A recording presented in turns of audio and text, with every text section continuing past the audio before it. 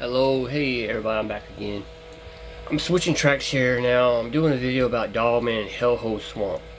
And I'm gonna pull that up here. I never heard of that place before. I've been in South Carolina 35 years of my life. I never heard of Hellhole Swamp, South Carolina. So we're gonna pull that up and see what this is actually basically. Just some bullshit thing or what?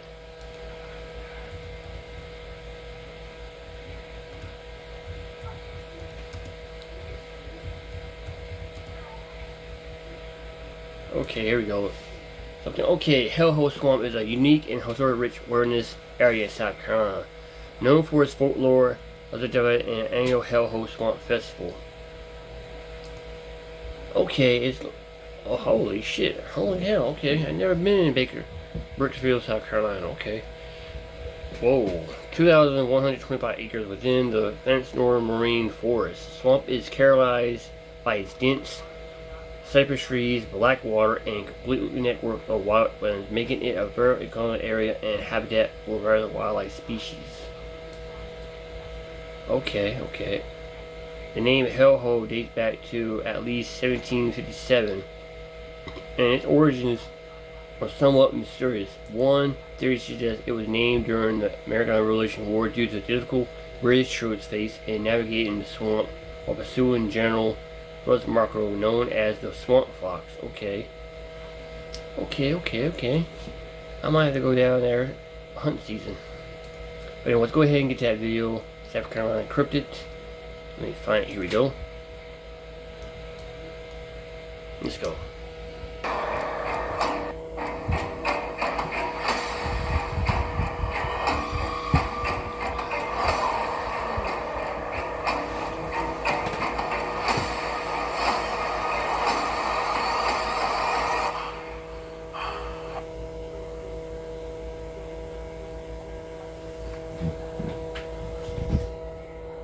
Welcome back, everyone. I hope y'all are doing good and everyone is either having or had a great day today. I won't be able to upload any encounters tomorrow night, so I thought I'd give y'all a new one tonight.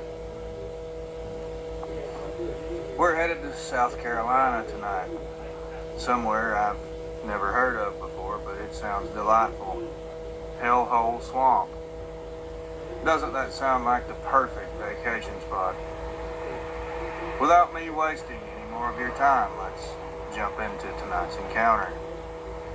Grab a drink. This app pays your bills now and you pay back later. Turn big bills into 4 manageable payments. Plus, it can even build credit history or lower the cost of bills without switching providers. Defer It has paid over 900,000 everyday bills. Don't wait. Get control of your bills with Defer It.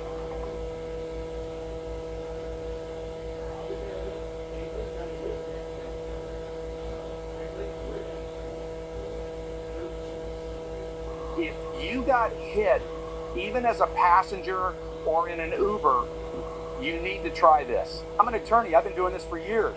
And I'm standing here because most people walk away from accidents leaving tens of thousands of dollars on the table and nobody tells them. Look at this. This is a real settlement. One of our clients, car accident, almost a year after when he came to us. Most people assume they missed their shot. They think it was too long ago, my injuries weren't that bad, I don't know if it's worth it. That's exactly what the insurance company wants you to think. Here's what they don't tell you. If you were injured in a car accident in the last year, Phil, even if you were a passenger, even if the accident seemed minor dumb, you may still be owed serious money. Now, I know what you're thinking. You've thought about hiring an attorney before, but you didn't because... Lock your doors and windows. Hit the lights. And let's get started. Date, October 15th, 2022. Location, Hellhole Swamp, South Carolina. Hello, real adventures. You ever heard about a place called Hellhole Swamp? It's this wild stretch of land in South Carolina, and it's been giving people the creeps for generations. They call it hellhole for a reason. The name itself is is enough to keep most folks away, but it's the stories that are really driving home. People around here have been talking about strange sightings and disappearances for as long as anyone can remember. It's not just some random patch of wilderness either. Hellhole has some deep history.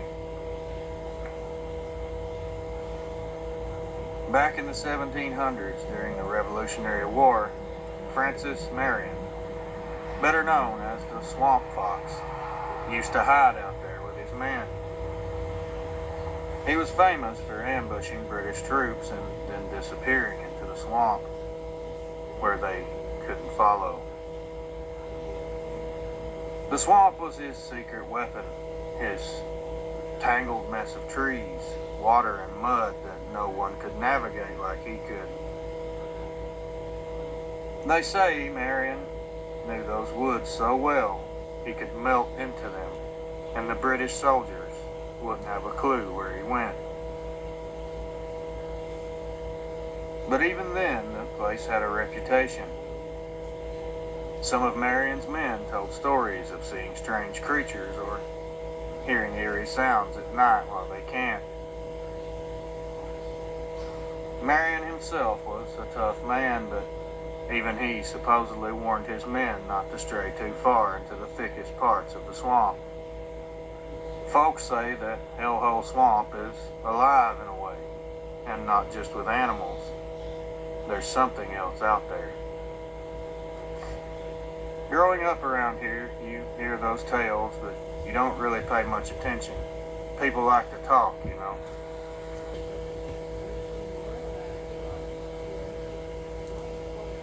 It's probably just meant to scare kids from wandering too deep into the woods, but then there are the stories of people who really do vanish out there.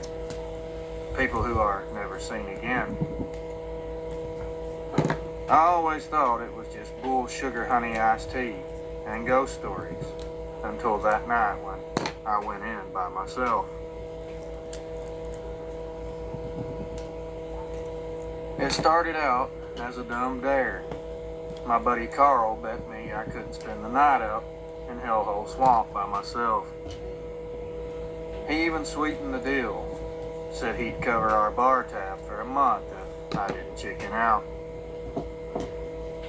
I figured it was easy money and I wasn't the type to back down from a challenge. So I packed up my gear, grabbed Rusty, my old dog, and headed straight into the heart of the swamp. The place was spooky as hell from the moment I got there, even in the daytime. The treetops are so thick that hardly any sunlight gets through. But at night, oh, you talk about dark, buddy. It feels like you've stepped into a black hole. And the nighttime sounds out there, it's so loud you can't hear yourself think. Rusty, who's normally excited to be outside, wasn't having it. He kept pacing around, sniffing the air like he was getting something scent. I should have paid more attention to him, but I wasn't about to let a little nervousness make me turn back. I got myself a fire going and trying to get rid of the nervous feeling creeping up on me. But even then, I couldn't shake the thought that something was watching me.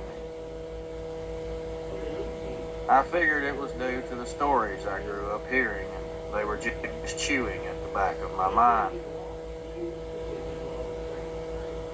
It had been dark for maybe an hour when I started hearing the noises. It could have been anything, a raccoon or maybe even a possum, but then it got closer and whatever it wasn't shy. It circled the camp, staying away from the ring of light from the fire. Rusty was growling, his eyes locked on the tree line. And I knew then that there was for sure no doubt something out there. This was the only time in my life that I wish I carried a gun. I'm not a fan of firearms. I never have been.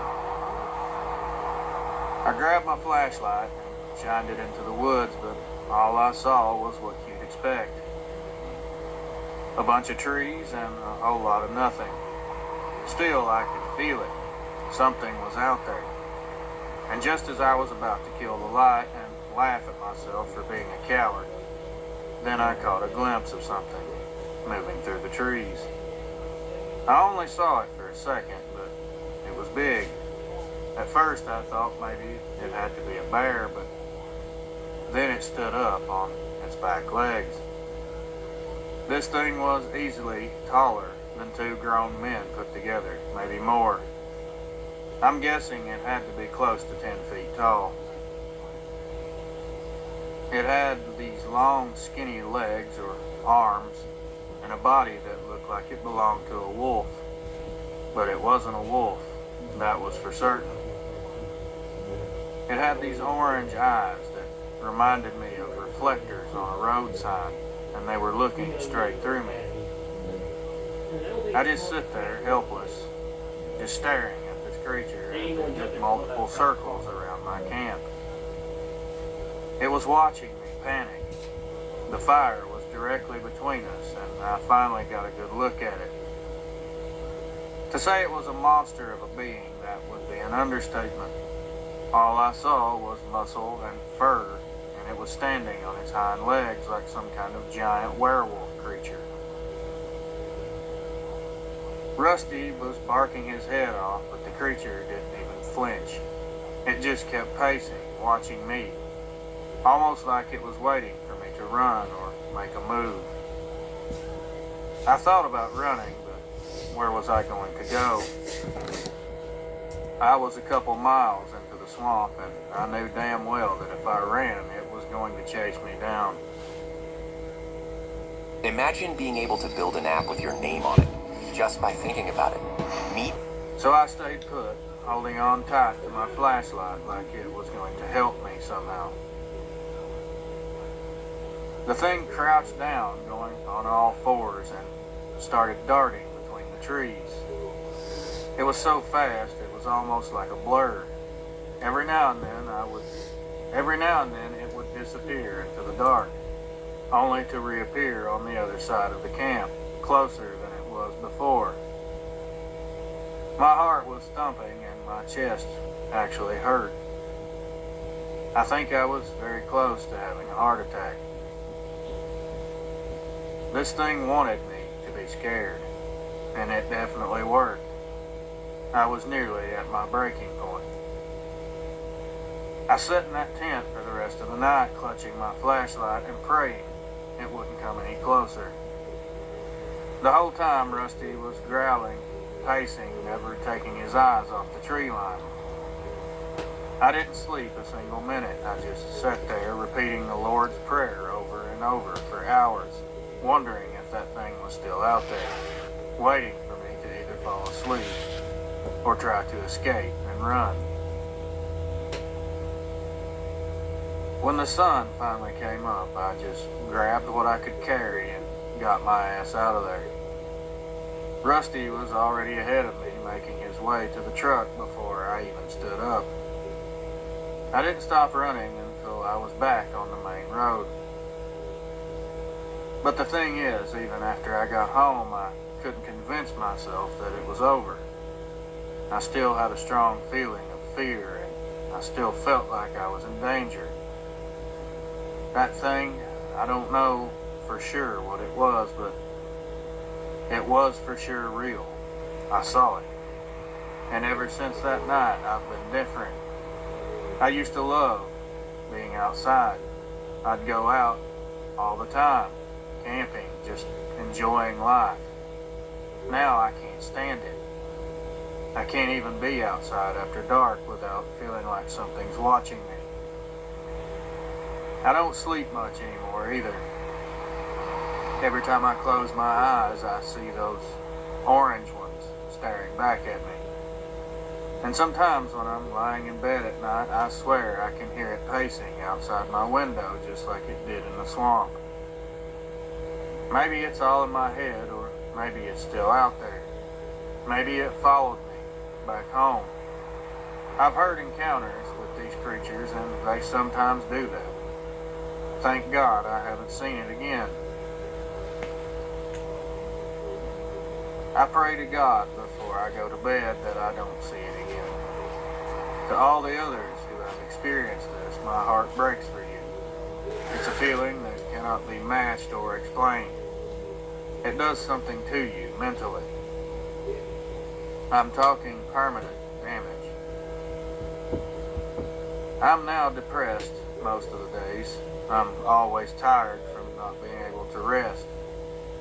I can't sleep much, and when I do, I have horrible nightmares. This is something that I wouldn't wish on anyone, even my worst enemy. Everyone stay prayed up and keep your Bible close to you.